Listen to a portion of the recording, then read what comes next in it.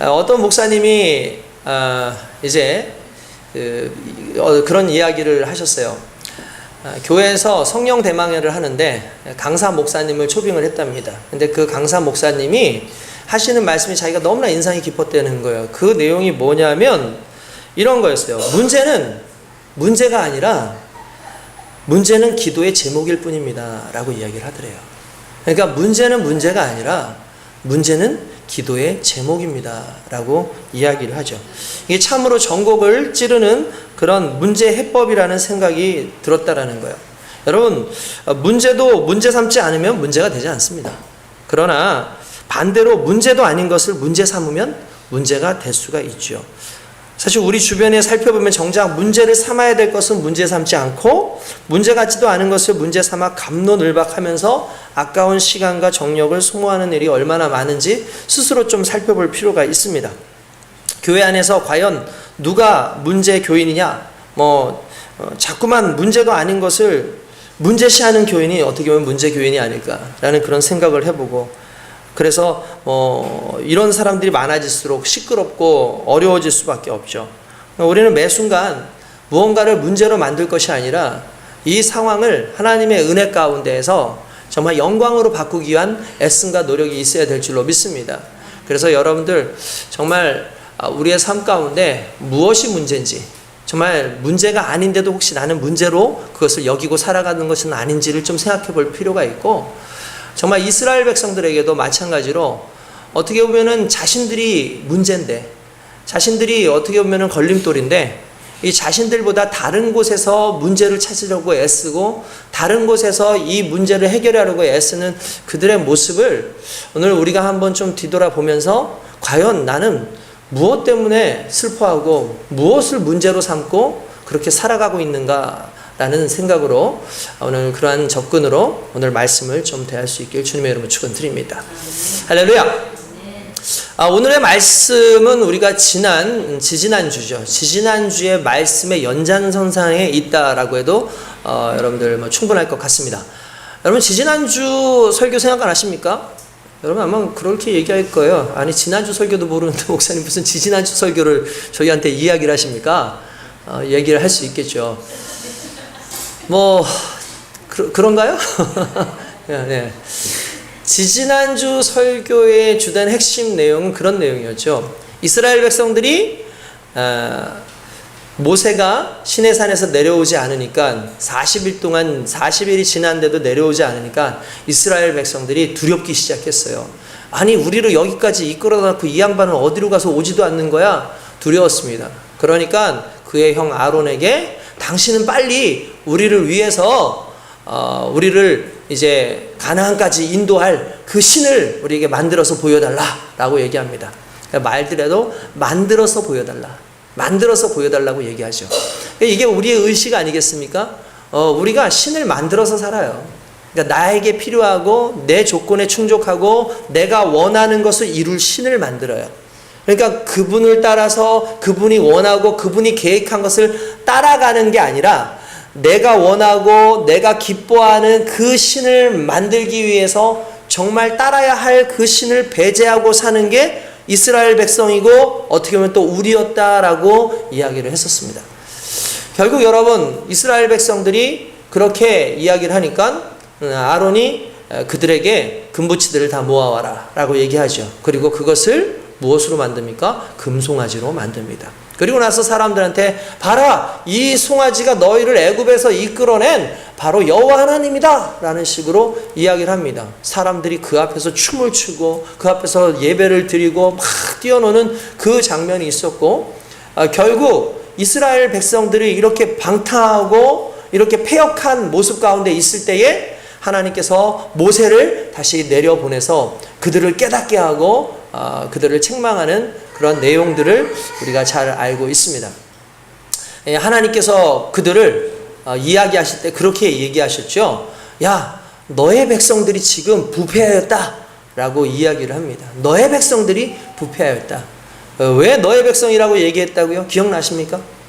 왜 이스라엘 백성들을 하나님의 백성이라고 하지 않고 너의 백성이라고 얘기했습니까? 그들은 모세를 하나님처럼 봤어요. 그래서 하나님이 우리를 이 땅에, 이 애굽에서 이곳으로 이끌어왔다 말하는 게 아니라 모세가 우리를 이끌어왔다고 하니 그들에게 있어서 하나님은 눈에 보이는 모세였다라고 할 수밖에 없는 거죠. 그래서 하나님께서는 너의 백성을 보라고 이야기를 합니다. 그때 모세가 기도했던 내용은 이런 내용이죠. 주여, 주의 백성이 아닙니까? 주의 백성이 아닙니까? 라고 얘기한다는 거죠. 하나님, 나의 백성이 아닙니다. 철저하게 나는 아무것도 아닙니다. 나를 보내신 하나님의 백성입니다. 라고 이야기하고 결국 그것이 하나님의 화를 돌리고 또한 하나님께서 이스라엘 백성을 다시 좀 바라보게 하는 그런 일이었다라는 이야기를 드린 적이 있습니다. 여러분 기억나시죠? 이제 슬슬 기억이 날 겁니다. 그러면 오늘의 내용은 어떤 내용인가를 한번 좀 볼 필요가 있겠죠. 이제 하나님께서 이스라엘 백성들에게 마음이 여전히 좋지 않아요. 그들에 대해서 용서는 하셨지만 그러나 그들의 행태나 그러한 모습들에 대해서 하나님께서 마음이 좋지 않습니다. 그래서 하나님께서 뭐라고 말씀하시냐면은 모세가 애초에 그렇게 얘기하죠. 아니 이 아브라함과 이삭과 야곱에게 약속하셨던 그 땅으로 우리를 들이신다고 하지 않았습니까? 그런데 중간에 이렇게 진멸해 버리시면은 이 세상에 있는 많은 사람들이 하나님을 얼마나 무시하고 결국은 애굽 땅에서 그의 백성 끌어내다가 이 땅에서 죽이려고 그렇게 불렀다라는 그런 이야기를 하겠습니까? 주여 마음을 진정하시고 주여 우리를 불쌍히 여기소서라고 이야기를 하죠. 그러니까 이제 하나님께서 뭐라고 말씀하시면 좋다. 내가 그들에게 약속한 것처럼 너희를 젖과 꿀이 흐르는 그 땅에 보내주도록 하겠다. 그때의 방법이 무엇이냐면 내가 사자를 미리 앞에 보내서 그 사자들로 하여금, 여기서 사자는 어흥 그러는 사람 아닌 거 아시죠? 그러니까 애들이 자꾸 물어보더라고요. 하나님께서 사자를 잘 부르시는 것 같다고. 그래서 뭐 사자들을 먼저 보내서 그 사람들 잡아먹게 하냐고. 여기서 말하는 사자는 그런 사자가 아니에요. 여호와의 사자 같다면서 이게 천사일 수도 있고 아니면은 다른 군대일 수도 있고 다양한 방법으로 하나님께서 사자를 사용하시죠. 근데 그 사자를 먼저 보내서 그것을 다 흐트러버리고 너희들이 들어갈 수 있도록 하겠다라고 말씀을 하십니다. 그러면서 이렇게 말씀하셔요. 그런데 난 너희하고 안 갈 거야 라고 말씀하셨어요. 이게 가장 중요해요. 난 너희하고 안 갈 거야 라고 얘기를 합니다. 여러분 이 말이 주는 의미를 여러분 좀 깨달을 필요가 있어요. 그렇지만 난 너희와 가지 않을 거야 라는 말씀을 하셨어요.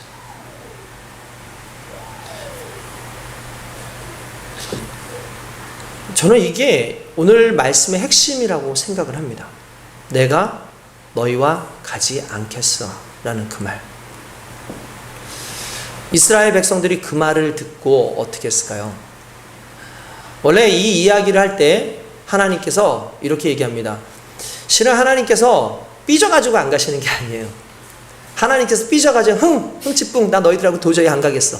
이제 앞으로 너희들하고 안 놀 거야. 이렇게 하신 게 아니에요. 뭐라고 말씀하시냐면 너희는 목이 곧고, 목이 곧다라는 것은 교만한 거예요. 그리고 말씀을 듣지 않는다는 거예요. 그리고 너희 마음대로 하지 않니? 라고 얘기하는 거예요. 그 말은 다른 말로 하면 하나님 앞에 범죄하여 라는 의미를 가지고 있는 거예요. 하나님께 범죄하고 있으니 하나님께서 뭐라고 말씀하시냐면 이렇게 말씀하십니다. 3절에 나는 너희와 함께 올라가지 아니하리니 너희는 목이 곧은 백성인즉 내가 길에서 너희를 진멸할까 염려함이니라 라고 말했어요. 그러니까 하나님께서 이스라엘 백성과 안 가시는 이유는 하나님이 기분이 나빠서 삐져서가 아니라 너희가 지금 죄악 가운데 있고 너희가 나를 지금 버리고 떠나간 그 상 가운데 너희가 나를 만나면 너희의 범죄함으로 말미암아 너희가 나를 볼 때 죽게 될 거야 라고 말씀하시는 거예요. 정말 화가 나고 짜증이 나는 그 상황 속에서도 실은 이 말씀은 하나님 삐져서 하시는 말씀이 아니라 죄악 가운데 있는 너희를 내가 해할까 봐 정말 오히려 걱정되고 염려되어서 내가 너희와 같이 가지 않겠다라고 말씀하시는 거예요. 왜 그렇습니까? 이미 하나님과의 관계 속에서 백성으로서의 관계가 끊어졌기 때문이에요. 여러분 구원은 뭡니까? 관계의 회복이죠. 하나님, 여러분 지옥에 간다라는 것은 무엇을 의미하는 겁니까? 하나님과의 관계가 끊어졌다라는 걸 의미하는 거예요. 누가 천국을 갑니까? 하나님의 백성이 천국을 가는 거죠. 하나님의 백성이 천국을 가는 건 아닙니까? 간단해서 하나님이 계시는 곳이 천국이니까 하나님의 백성이 천국에 가게 돼 있는 거예요. 마찬가지로 하나님과의 관계가 끊어지는 그 순간이 지옥이고 형벌인 거죠. 그러니까 이스라엘 백성은 하나님 말씀과 율법을 어기고 하나님과의 관계를 끊었어요. 자기들이 섬겨야 될 하나님을 버리고 금송아지를 자기들의 하나님으로 선택했다는 거죠. 여러분, 결국 인생에 있어서 가장 큰 문제는 우리의 선택이에요.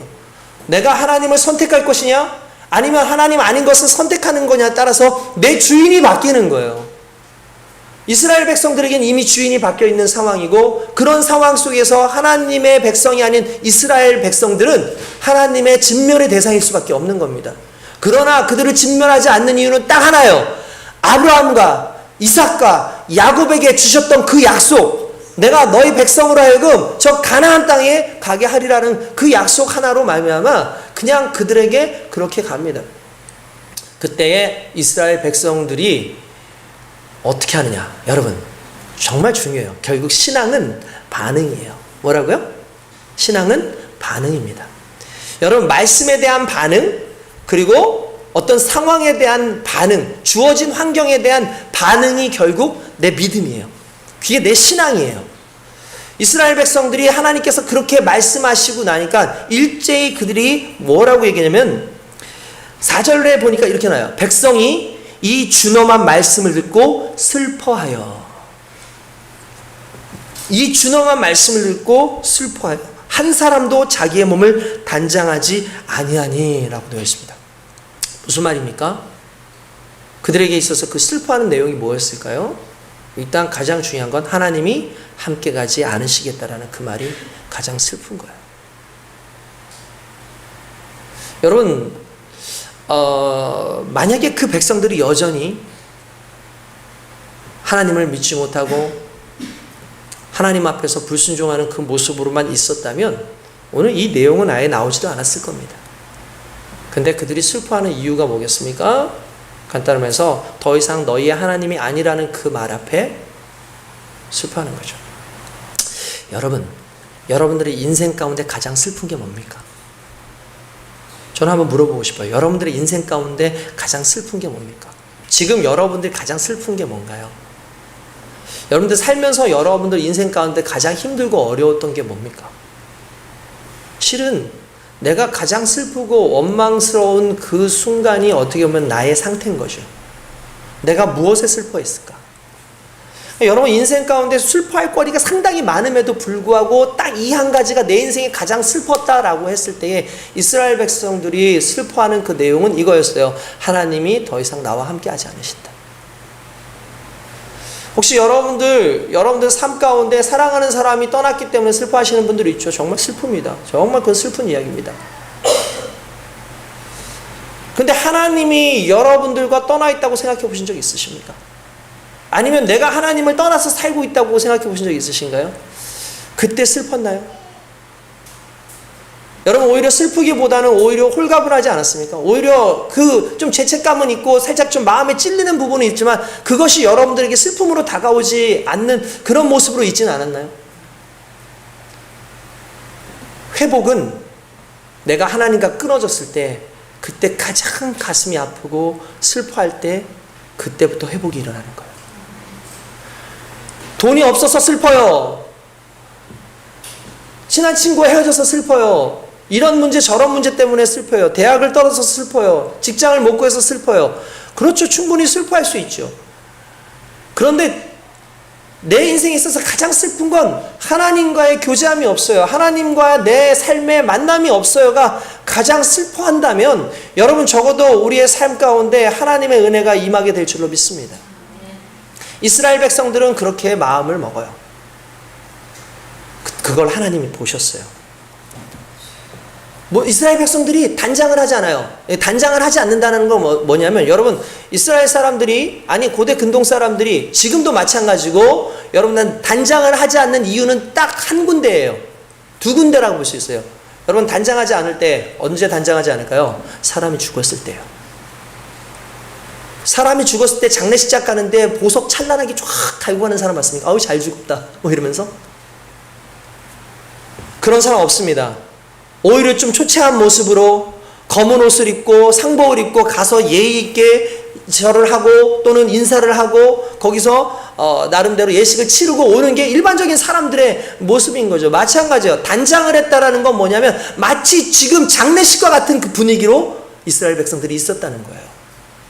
죄인처럼 내가 연약하게 내 인생에 있어서 가장 중요한 것이 하나님인데 그 하나님이 떠나가신다는 그 사실 앞에서 가슴 아파하는 그 상황으로 이스라엘 백성들이 있다는 그 사실이 어떻게 보면 하나님 앞에서는 하나님이 보고 싶어하는 그들의 모습일 수 있었다라고 믿습니다. 그러면서도 여전히 하나님께서 뭐라고 말씀하면 여호와께서 모세에게 이르시기를 이스라엘 자손에게 이르라 너희는 목이 곧은 백성인즉 내가 한순간이라도 너희 가운데 이르면 너희를 진멸하리니 너희는 장신구를 떼어놔라 그리하면 내가 너희에게 어떻게 할 것인지를 정하겠노라 하셨음이라 라고 이렇게 나와 있어요.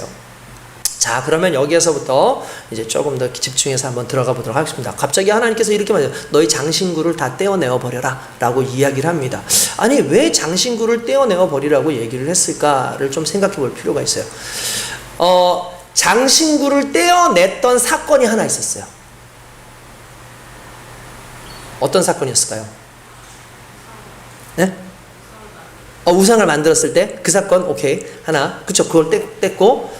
그런데, 이스라엘 사람들이 그냥 자발적으로 그거는 이렇게 떼라고 하니까 뗀 건데, 실은 이보다 창세기에 장신구를 이런 은가락지, 금가락지를 다 떼어낸 사건이 하나가 있었는데, 그 사건이 뭐냐면은, 야곱의 아들들이, 생각나십니까?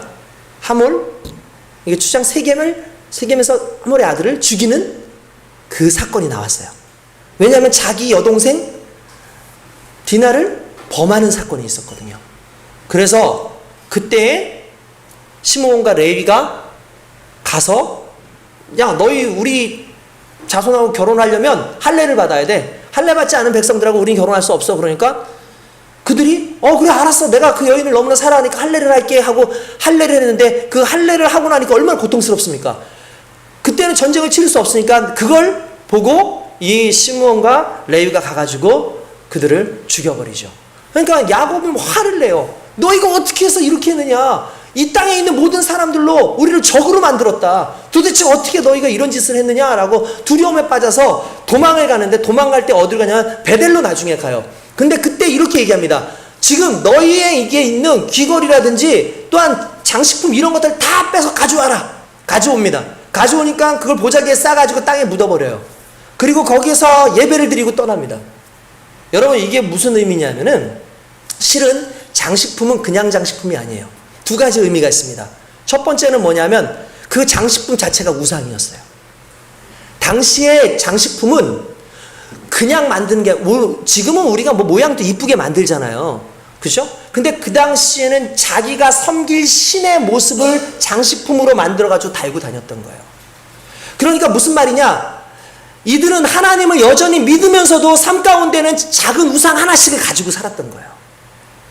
그러니까 야곱이 보니 야 이놈들이 하나님의 말씀을 듣고 하나님의 선한 사업을 하기보다는 자신들을 위해서 각각 다 이렇게 우상들을 가지고 사는구나라는 거죠. 여러분 이게 우리의 모습일 수 있어요.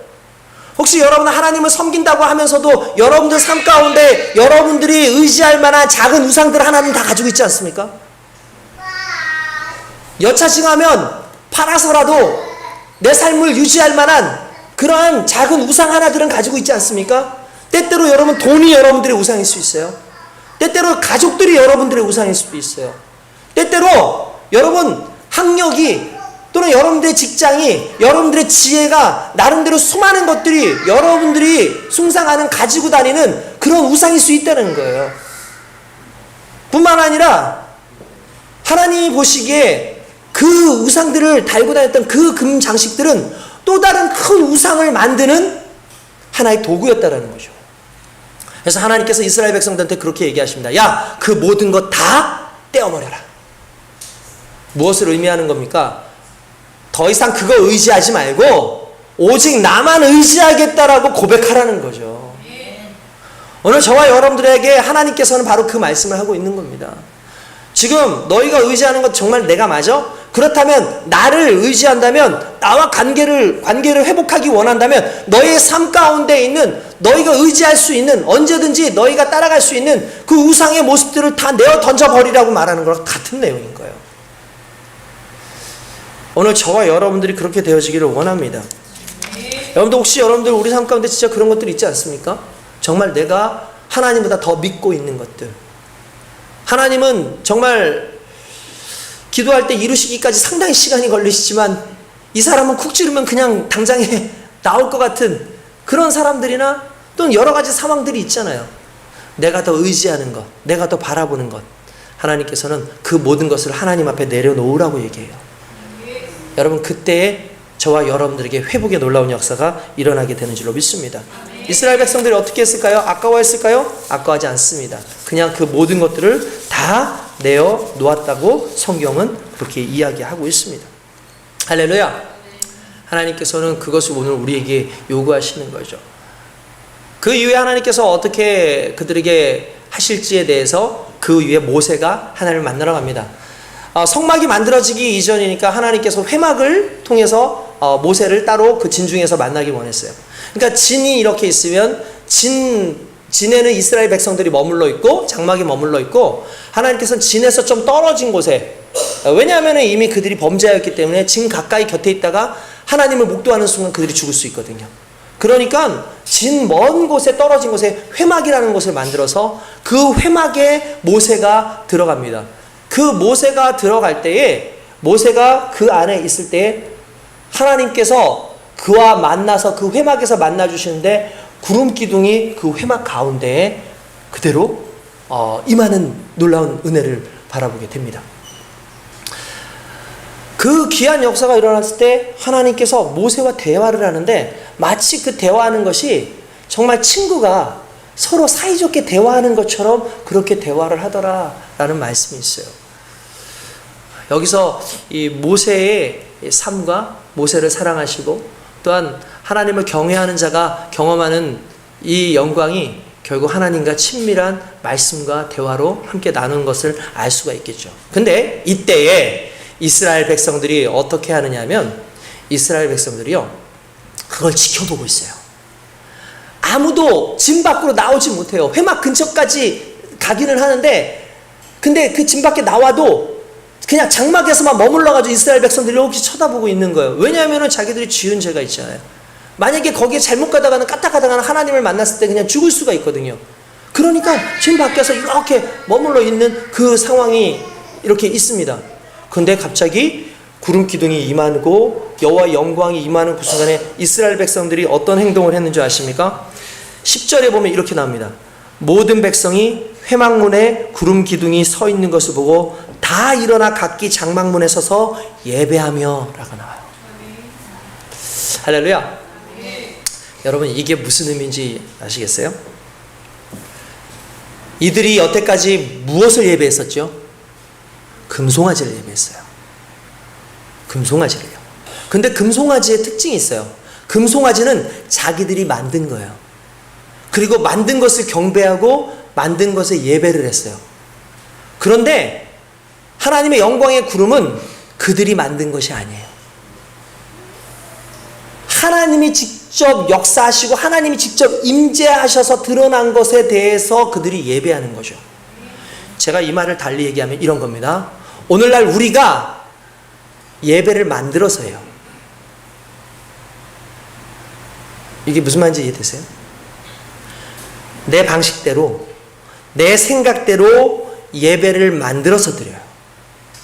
근데 예배의 주체는 내가 만들어서 드릴 때에 내가 주체가 아니라 하나님입니다. 예배의 방식은 하나님이 만드시는 거예요. 예배의 시간도 하나님이 만드셨고 예배의 방법도 하나님이 만드셨고 예배의 자세도 하나님이 말씀하시죠. 무슨 말이냐면 오늘날 우리는 예배를 내가 편한 대로 내가 드릴 수 있을 때 내가 생각하는 방식으로 예배를 드린다라는 거예요. 하나님 없이. 그러나 진정한 예배는 하나님이 직접 임재하시고 이스라엘 백성들에게 요구하시는 그 예배의 모습이 있는 거예요. 그 예배의 모습을 보고 그것을 경외하며 예배 드릴 때에 하나님 안에서 놀라운 역사가 일어나는 줄 믿습니다. 오늘 저와 여러분들이 그렇게 돼야 된다는 사실이에요. 오늘 저와 여러분들이 그렇게 하나님께서 정해주신 그 예배의 모습으로 나아가야지 내 편리한 삶대로 내가 원하는 대로 예배를 만들어서 드리겠다라는 그런 방식으로 여러분 살지 마십시오. 예배의 경건성이 그만큼 중요한 겁니다. 오늘 여러분 예배를 드리면서 어떤 자세로 옵니까? 우리 예배를 드리고 있는 이 순간에도 여러분들 어떤 자세로 옵니까? 예전에 제가 여러분한테 여러분 예배 드릴 때는 커피 하나 올려놓지 마십시오. 왜 그렇게 얘기를 했었어요? 이유는 간단해요. 예배는 구경하는 게 아니에요. 예배는 갈라놓은 게 아니에요. 예배는 강의를 듣는 게 아니라 예배는 살아계신 하나님을 만나는 거죠. 그러니까 내가 하고 싶은 대로 예배를 만나는 게 아니라 하나님이 오셔서 만나 주실 때에 만나는 우리는 모든 걸 다 내려놓고 하나님 앞에 나아가는 것 아닙니까? 근데 오늘 우리는 예배를, 아니 이스라엘 사람들에게서 예배는 쇼였어요. 그냥 쇼 같은 거예요. 금송아지 하나 놓고 사람들이 막 춤추면 뭔가 기적이 일어날 것 같고 뭐 대단할 것 같고, 오늘 예배 그렇습니다. 찬양 드릴 때 막 뛰어들면은 야 그때 뭔가 신령한 예배가 될 것처럼 느껴지고 막 이 안에 와가지고 뭐 앉아가지고 있으면 뭐 그 시간 안에 정말 하나님의 은혜가 막 임할 것처럼 느껴지지만 실은 우리가 만들어진 예배를 드리는 것이 아니라 하나님께서 정하시고 하나님께서 부르시고 하나님이 원하시는 그 상한 심령, 하나님이 원하시는 주님 앞에 슬퍼하는 그 심령, 하나님께서 원하시는 나는 아무것도 아닙니다, 내 장신구 내 우상 모든 거 내려놓고 하나님께 나아갑니다 하는 그 마음으로 오는 심령의 예배를 받으시기 원한다는 거죠.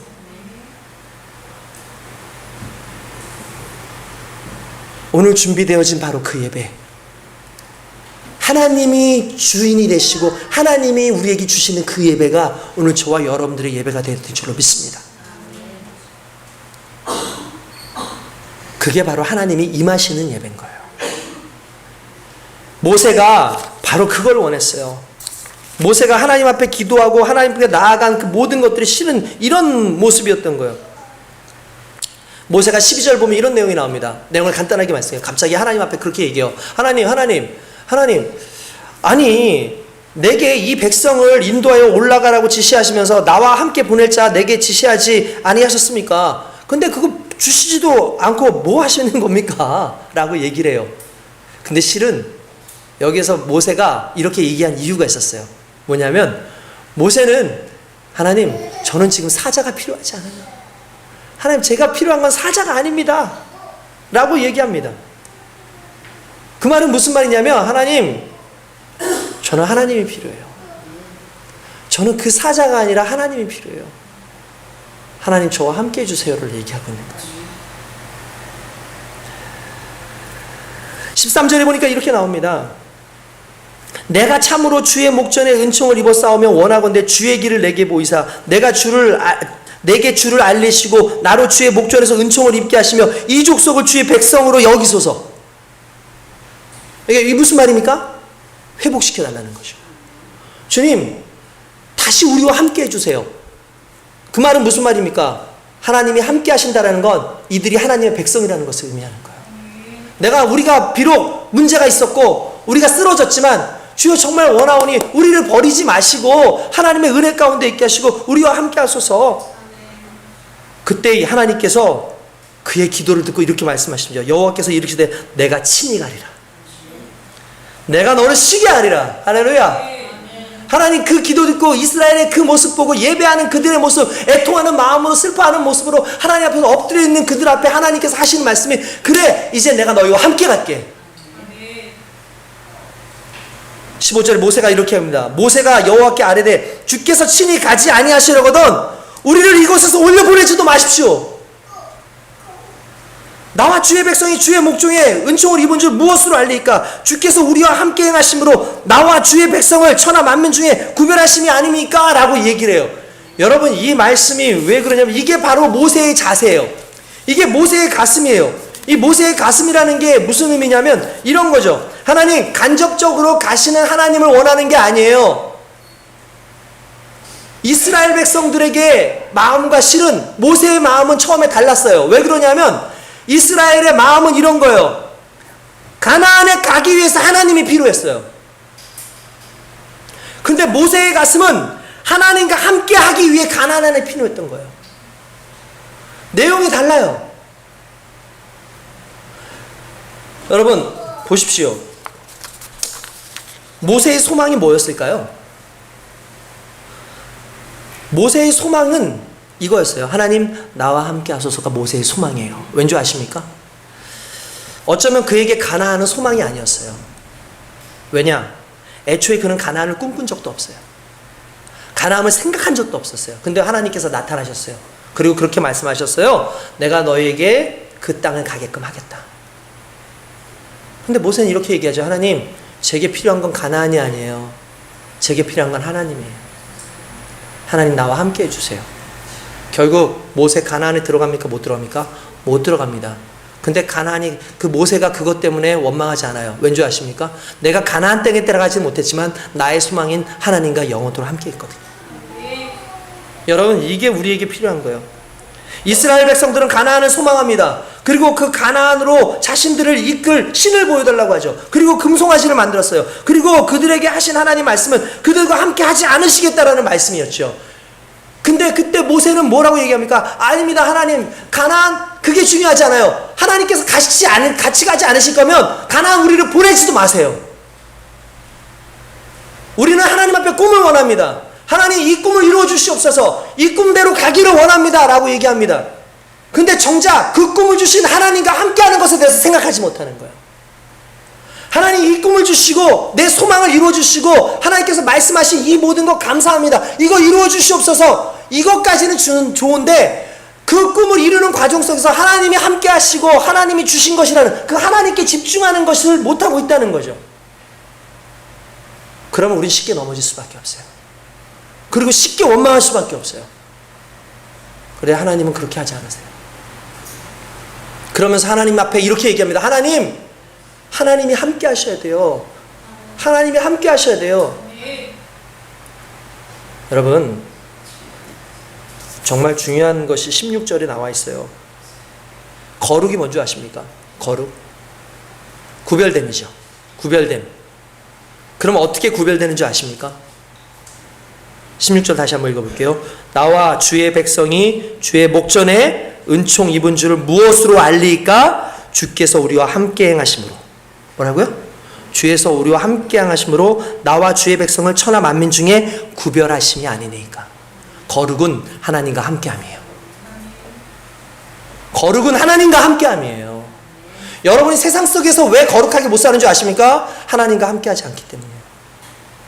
우리가 세상 쪽에서 구별되지 않은 그냥 세상과 똑같은 삶을 사는 이유는 하나님과 함께하지 않기 때문에 그래요. 하나님이 주신 소망은 가지고 있고 하나님이 주신 꿈은 가지고 있고 하나님이 주신 사명은 가지고 있고 하나님이 맡겨주신 그런 일들은 가지고 있는데 정작 하나님이 함께하지 않기 때문에 거룩하지 않은 거예요.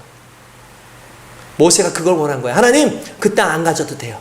하나님 그 땅 안 올라가도 돼요. 그 꿈 안 이루어져도 좋아요. 그러나 한 가지만은 주세요. 하나님 나의 하나님이 되어주세요. 하나님 함께하여 주시옵소서. 그게 우리를 일으키는 힘입니다. 이걸 원했던 거예요. 하나님만 있으면 됩니다. 어제 제가 교회 창립 예배가 있어서 창립 예배를 갔습니다.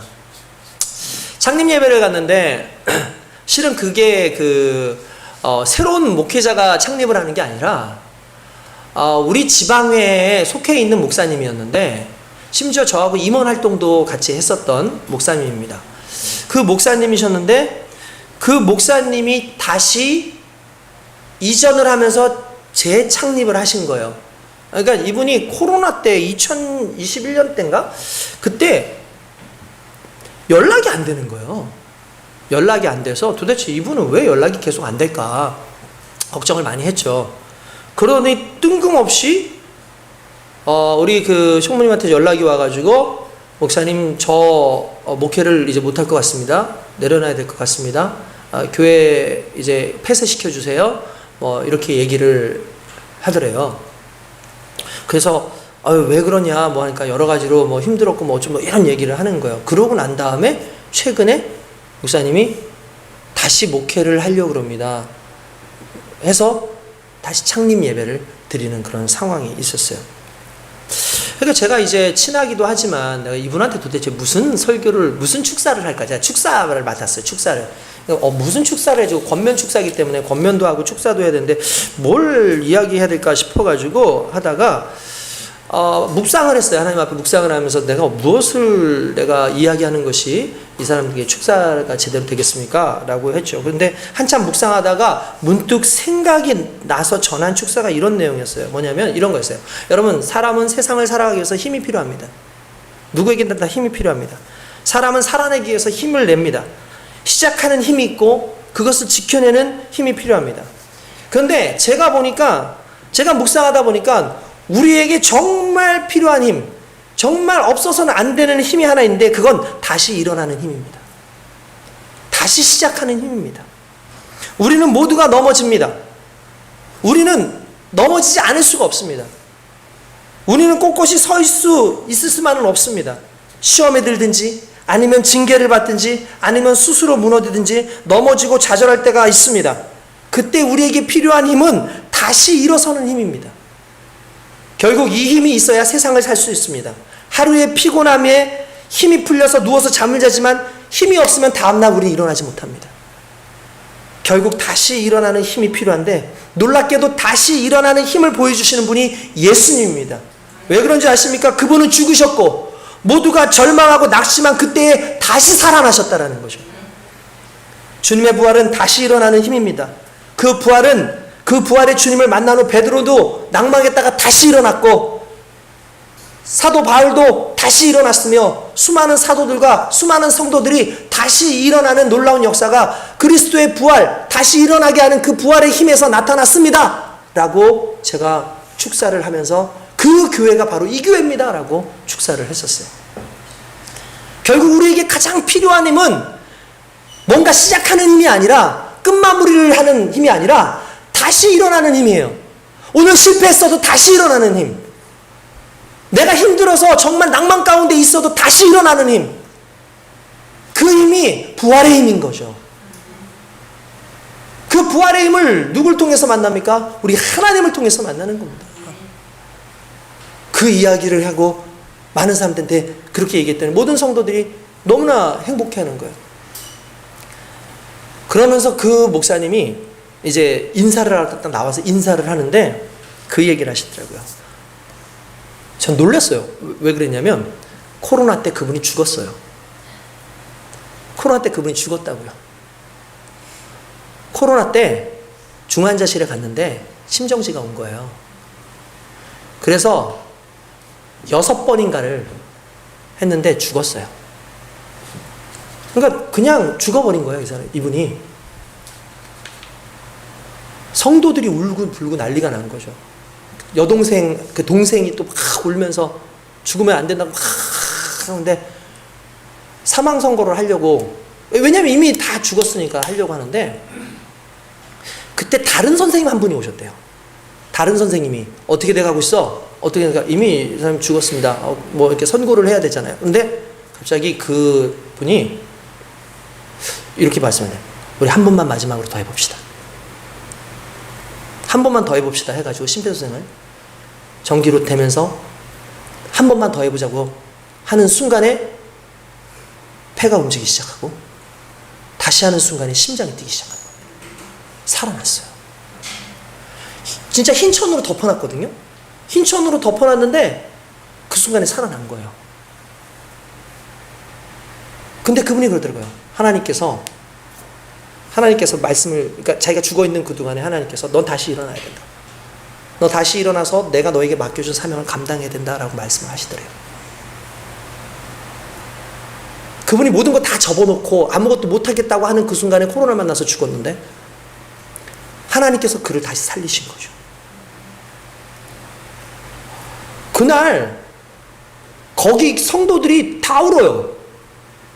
목사님하고 서로 같이 끌어안고 우는 거예요. 제가 그 모습을 보는데 가슴에서부터 막 뭔가 밀려오는 그 감정이 있잖아요. 진짜 부활을 본 거죠. 다시 살리는 힘을 본 거죠. 그리고 다시 살리는 그 힘 가운데 그분이 하신 말, 내가 주의 사역을 위해서 주님과 함께하기 위해서 다시 이 교회를 세웁니다. 여러분, 하나님이 함께 하시면 다시 설 수 있습니다. 결국 우리는 다른 거 다 잃어도 돼요. 다 잊어버려도 돼요. 근데 이 기도만큼은 해야 돼요. 하나님, 나와 함께 해주세요. 하나님, 저 가나안 땅 안 가도 괜찮아요. 하나님, 유명해지지 않아도 돼요. 하나님과 함께하게 해주세요. 하나님, 나 하나님과 함께하기 원합니다. 아까 전에 말한 것 같이 가나안에 가기 위해 하나님이 필요합니까? 아니면 하나님과 함께하기 위해서 가나안이 필요합니까? 여러분, 저는 이런 생각이 들어요. 우리가 연애할 때에 집에 데려다 주는 경우 있잖아요. 여자친구를 집에다 데려다 줍니다. 그럼 목적지는 어디예요? 집입니다. 근데 여자친구가 계속 얘기합니다. 아, 괜찮아, 나 혼자 갈 수 있어. 아, 나 혼자 갈 수 있어. 아, 나 진짜 나 혼자 갈 수 있다고 얘기합니다. 집에 못 가서 지금 그러는 거예요? 집에 갑니다. 목적지에 도착했잖아요. 나 갈게. 그러니까 여자가 또다시 옵니다. 역까지 데려다 줄게. 아니야, 갈 수 있어. 역까지 데려다 줍니다.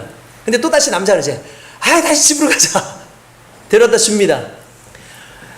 역도 목적지고, 집도 목적지예요. 그런데 중요한 건 이 둘에는 목적지가 중요하지 않았어요. 뭐가 중요해요? 함께 하는 것이요. 근데 이 둘이 어떤 관계예요? 사랑하는 관계예요. 하나님을 사랑하십니까? 그러면 목적지가 중요한 게 아니라 지금 내가 하나님과 함께하고 있다는 사실이 중요한 거예요. 오늘 저와 여러분들이 정말 원하는 그 끝점이 중요한 게 아니라 그 원하는 것, 소망하는 것, 꿈으로 주신 그 모든 것을 달려가는 모든 과정 가운데 하나님과 함께하고 있는가가 중요한 것이고 내가 그 하나님을 사랑하고 있는가가 중요한 것이라는 것이죠. 오늘 그렇게 하나님을 사랑하기 원합니다. 좀 하나님을 사랑하면요, 여러분들의 사랑을요, 자꾸 이상하게 막 표현하지 마세요. 하나님을 사랑하면요, 진짜 하나님을 정말 마음 가운데 사랑으로 사랑하세요, 진짜. 그런 얘기하고 싶어요. 사랑을 돌멩이에 적어서 던지지 마세요. 왜 아프게 하면서 사랑을 합니까? 사랑이라고 적어놓고 돌멩이에다 적어놓고 왜 그걸 사랑이라고 던지냐고요. 부족하고 연약하지만 믿고 그 있는 함께하는 그 시간에서 행복을 느끼는 그 시간이 우리의 예배 시간이고 그 시간이 성도와 함께하는 시간이고 그 시간이 주님과 함께 걸어가는 그 천국으로 가는 그 길 모든 과정 속에서 일어나는 우리의 삶인 줄로 믿습니다. 할렐루야. 그렇게 주님과 함께함으로 말미암아 귀한 은혜를 누리는 저와 여러분 되시길 주님의 이름으로 축원드립니다. 그래서 하나님 뭐라고 그러세요? 함께 갈게. 내 백성으로 삼을게. 할렐루야. 그 회복이 오늘 저와 여러분들 있길 주님의 이름으로 축원드립니다. 기도하겠습니다.